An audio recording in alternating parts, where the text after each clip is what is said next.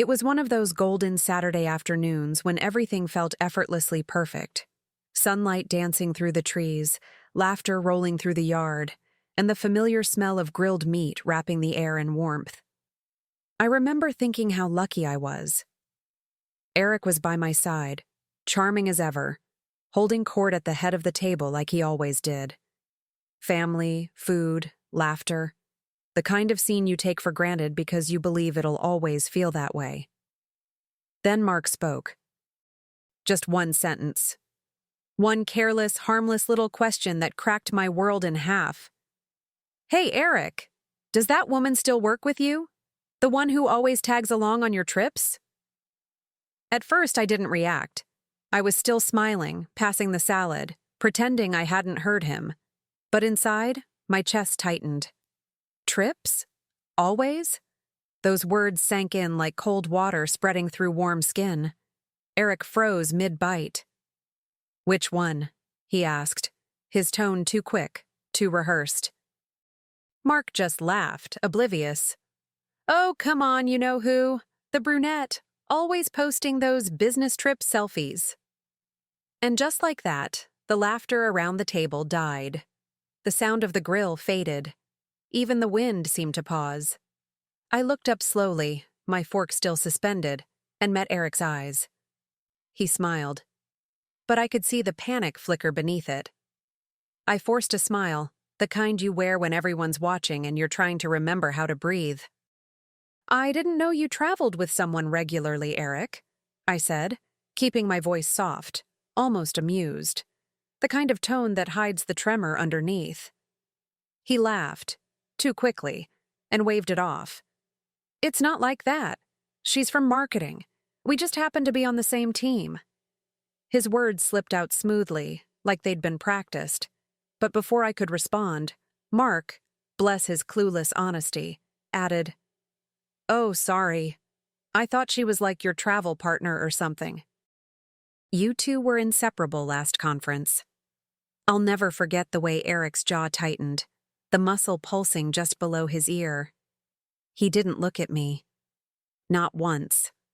My stomach sank, but my face stayed calm. I even reached for my drink, pretending to enjoy the sweetness of the lemonade while my mind started rearranging every business trip he'd ever taken. Inside, I could feel something shifting.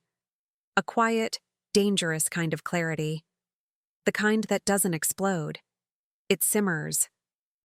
I watched him joke with someone across the table, pretending nothing had happened, while I smiled and nodded like the perfect wife. But my thoughts were already elsewhere, lining up questions he'd never wanted me to ask. He told me those trips were all solo meetings, and that's when I realized maybe I'd been living in a story he wrote for me, and I just hadn't read the ending yet. The rest of the afternoon unfolded in slow motion. People kept talking, laughing, clinking glasses, but all I could hear was the hum in my ears, that strange hollow sound you get when your world starts to tilt. I caught snippets of conversation, flashes of smiles, the smell of charcoal and beer. Everything normal, yet nothing the same. I kept stealing glances at Eric. He laughed too loudly, poured too much wine, tried too hard to pretend. That's how I knew he was scared. When it was time to leave, he offered to drive. I nodded, silent, watching the sunlight fade through the car window as the city rolled by. My reflection stared back at me, calm, composed.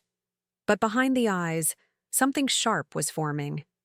I didn't say a word. I just let him talk about the barbecue, about Mark's stupid jokes, like we were still us. But deep down, I knew the version of us I'd believed in had already cracked wide open. That night, as I unpacked leftovers and rinsed glasses, I kept replaying that moment. Mark's voice, Eric's hesitation, my own forced smile. Something inside me whispered, "Don't confront him yet. Not now. Not when he's expecting it." So I smiled through the evening, kissed him goodnight, and waited for his breathing to slow beside me. Because while he slept, pretending everything was fine, I was already planning the first step toward finding out just how deep his lies went. That night, the house felt different. The same walls, the same furniture. But it all seemed quieter, heavier, as if the air itself was holding its breath. Eric was on the couch, half watching TV, half pretending nothing had happened. The flicker from the screen lit up his face in short bursts, and every now and then, I'd catch him glancing at me, quick, nervous, almost guilty.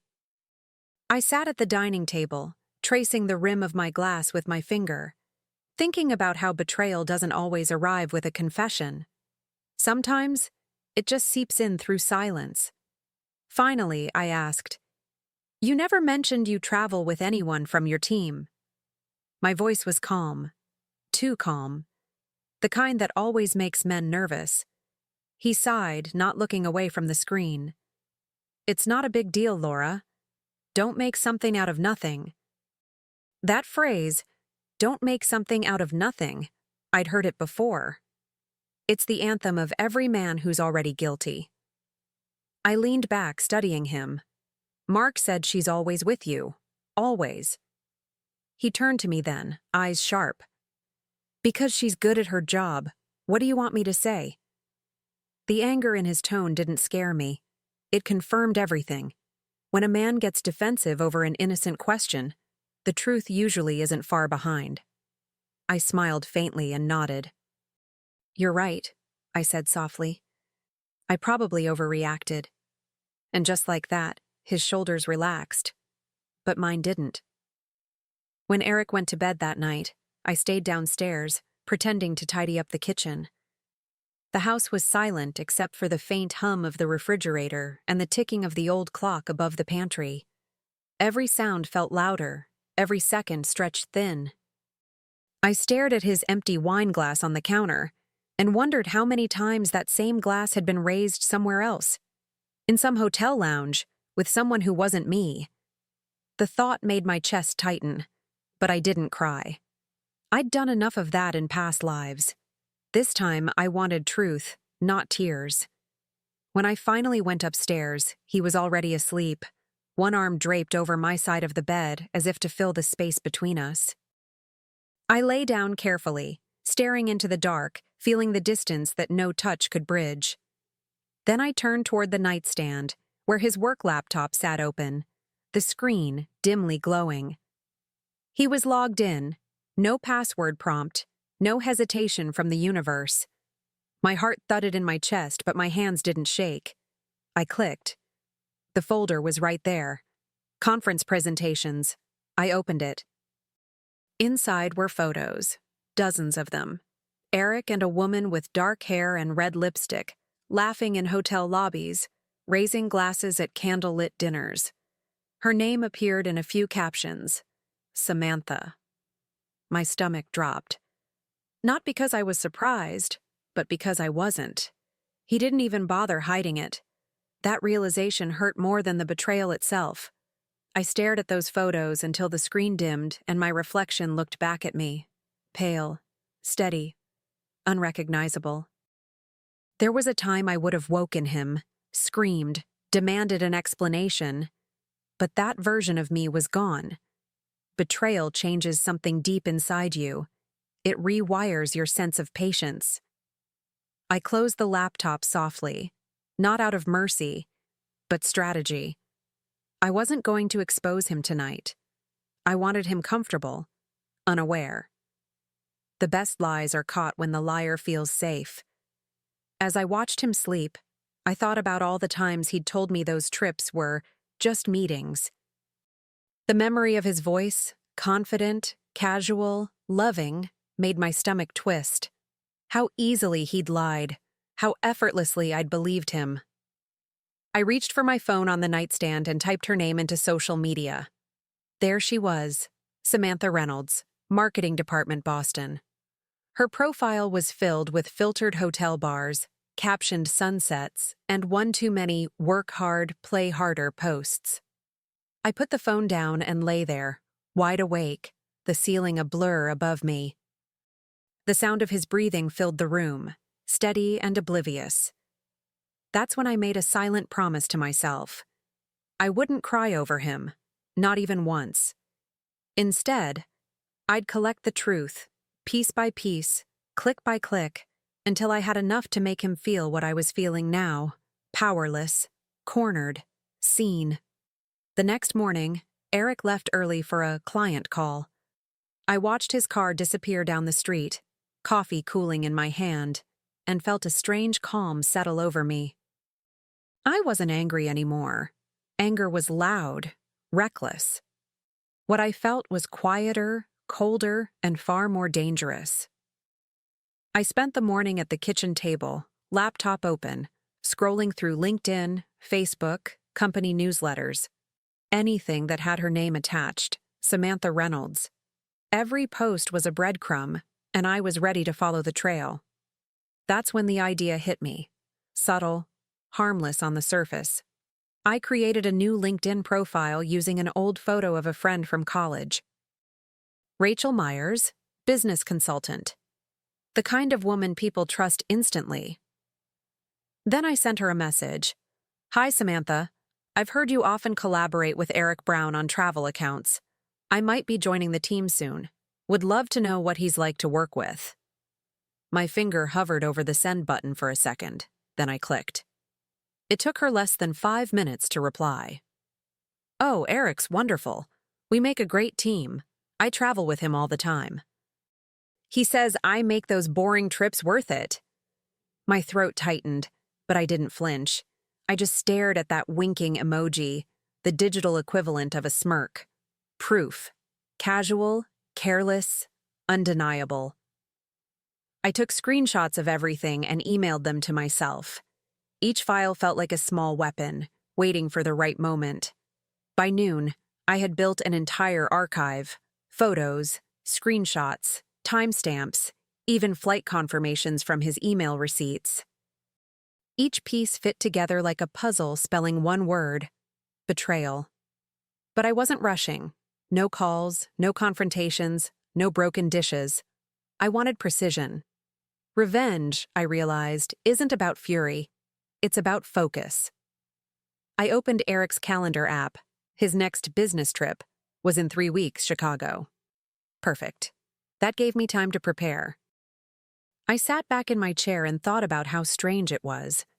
The man who once couldn't go a day without checking in, now using company trips as cover for someone else.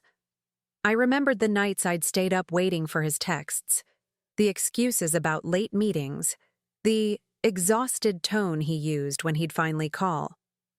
I used to believe every word because trust had been my default setting. Now, my default was evidence. That evening, when he came home, I played the part. Dinner on the table, small talk about the weather, the show we'd been watching. He kissed my cheek, murmured, "You're quiet tonight." I smiled and said, "Just tired." He didn't notice the laptop still open on the counter, or the faint smirk I couldn't quite hide. If he could take his mistress on trips behind my back, then I could show up, quietly, elegantly, right in front of both of them. Over the next few days, I became an actress in my own home. Gentle smiles, casual laughter, all while my mind mapped every detail of his double life. I checked travel itineraries, hotel bookings, even the company's conference schedule. The pieces lined up too perfectly. Every meeting had her name somewhere nearby. It wasn't just betrayal, it was choreography. And I was finally learning the steps. At night, he slept soundly beside me, the picture of peace. Sometimes I'd study his face in the dark and think how strange it was to love someone who no longer existed. The man I married was a ghost now, polite, predictable, fading with every shallow breath. But the woman beside him? She was new. She was awake. She was dangerous in ways she never thought she could be.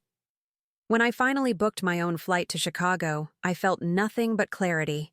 No shaking hands, no tears, just resolve. I packed my bags the night before he left, quietly, efficiently. This wasn't a confrontation anymore. It was a reveal. If he could build his lies in plain sight, then I would tear them down, not with shouting or tears, but with elegance.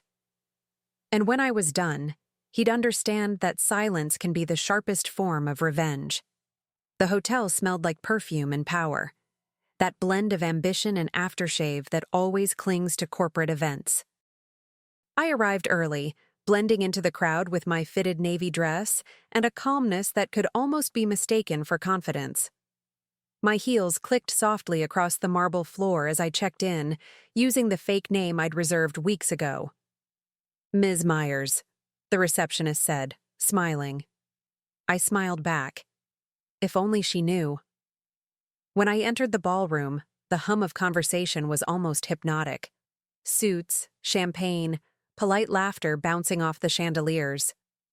And then I saw them. Eric and Samantha, leaning close at the bar, laughing in that careless way people do when they think no one's watching. My stomach tightened, but my expression didn't change.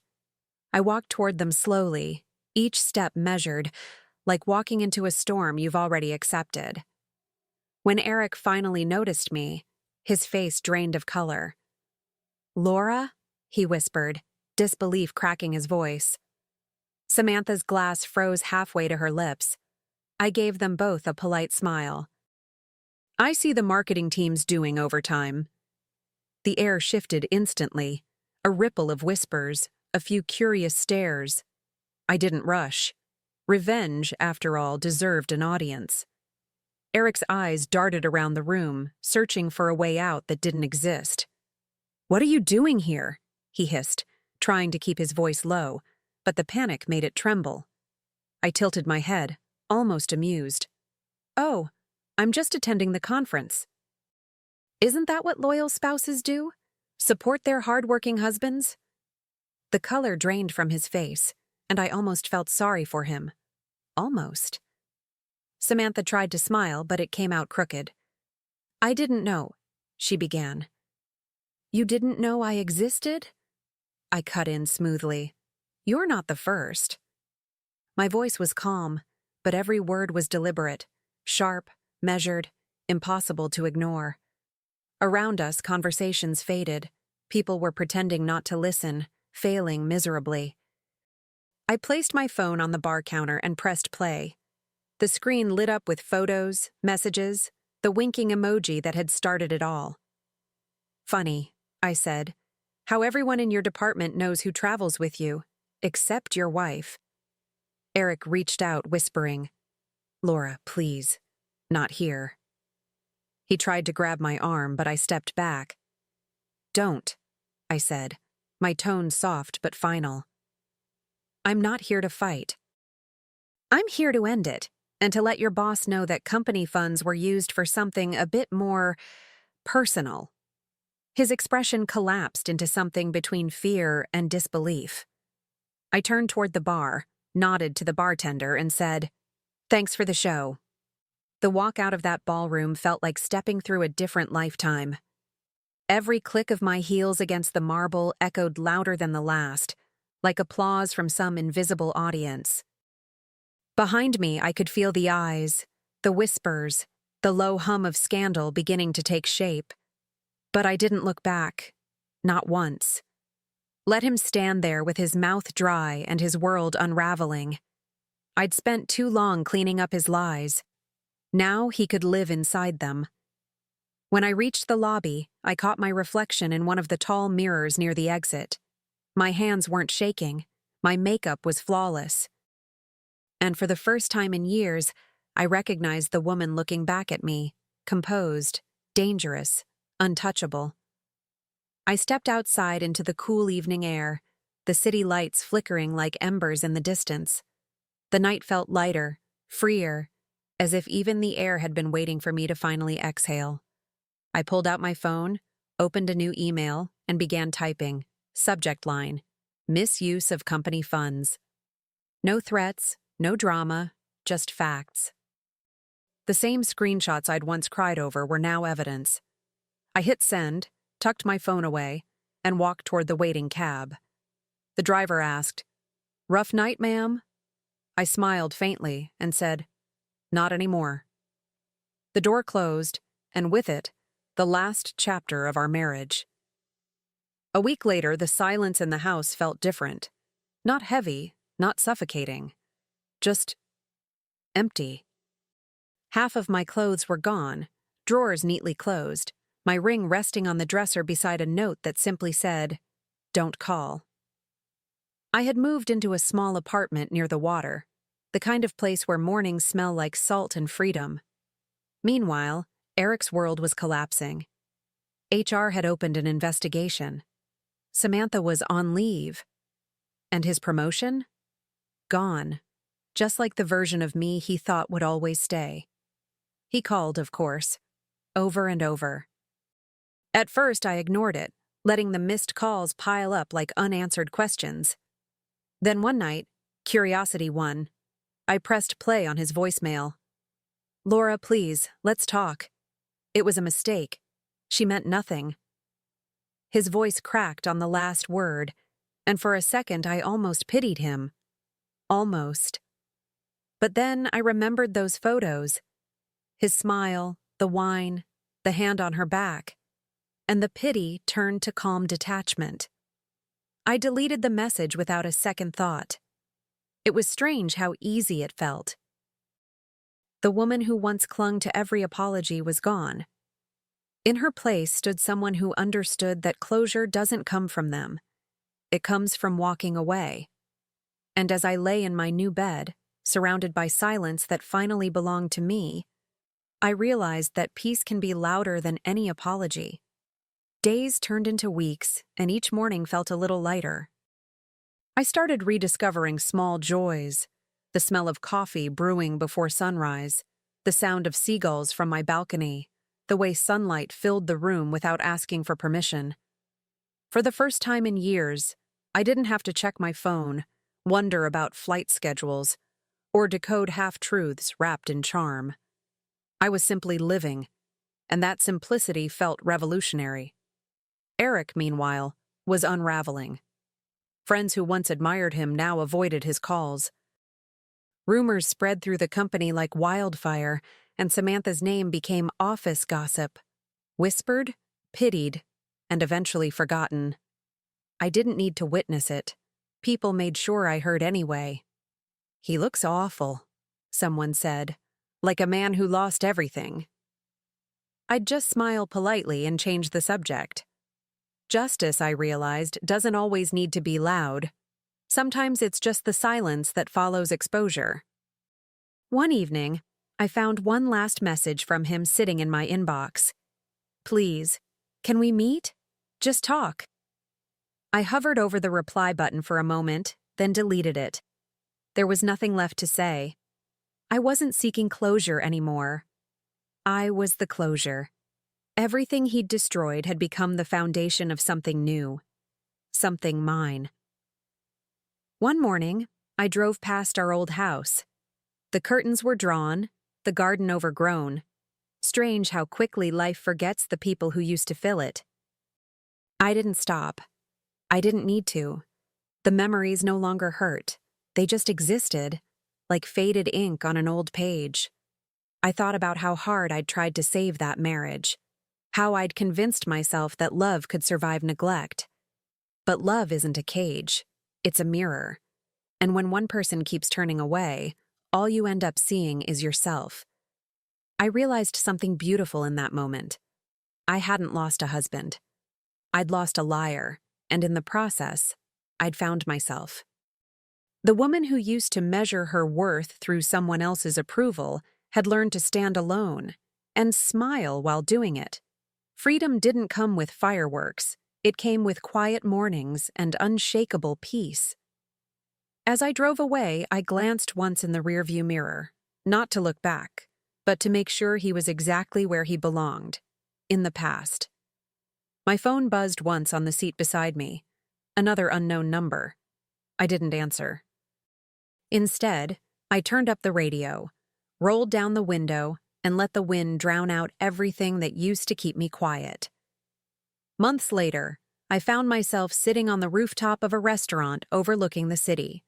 The same skyline that once felt suffocating now shimmered like possibility.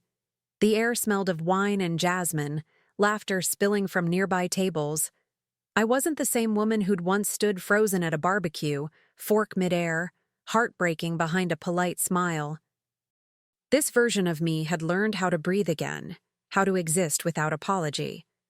My friends raised their glasses, toasting new beginnings, and I joined in, smiling for real this time. Even my cousin Mark was there, fidgeting nervously as he sat beside me. "Hey," he said, scratching the back of his neck. "I never got to say, I'm sorry about that day. I didn't mean to stir up trouble." I laughed softly, swirling the wine in my glass. "You didn't stir up trouble, Mark.